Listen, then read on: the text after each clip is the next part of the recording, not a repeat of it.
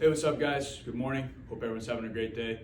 Today I want to make a video about the importance of tracking data, tracking progress to stack many wins for our players. I think we live in a day and age where social media is super prevalent. I think no matter what, you're going to always find someone who is better than you or throws harder than you or who has better stuff than you, and they also happen to be the same age as you or younger, right? It's inevitable. Comparison is the thief of joy.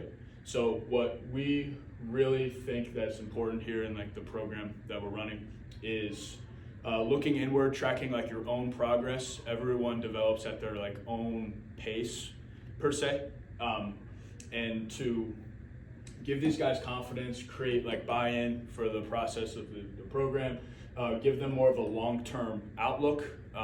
Most of the kids that we're working with are 13, 14, some 15, since most high schoolers are in their season right now.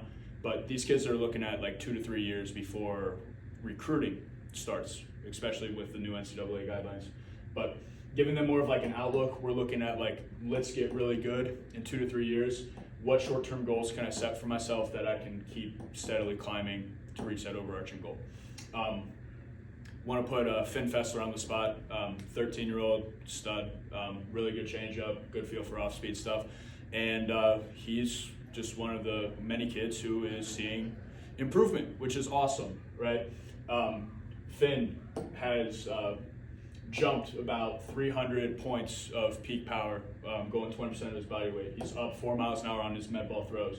Broad jumps up 6 inches, lateral jumps are up between 3 and 4 inches on both sides. And Finn has gone from 74 to 77 miles an hour in the last month, which is awesome, right?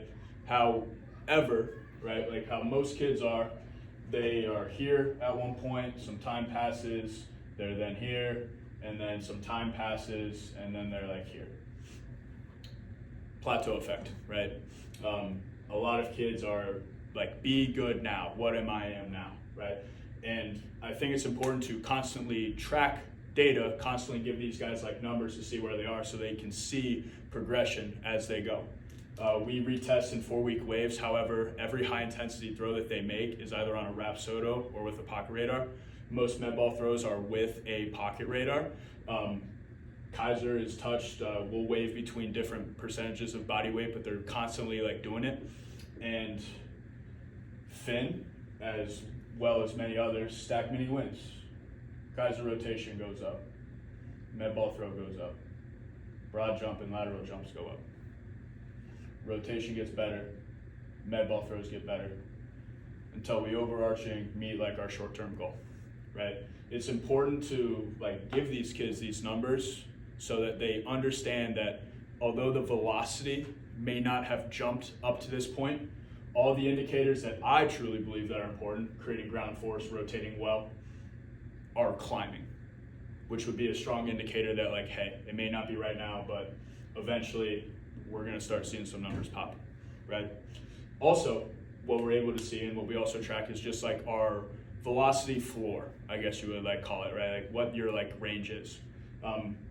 Guys understand that their ceiling is whatever it wants to be, right?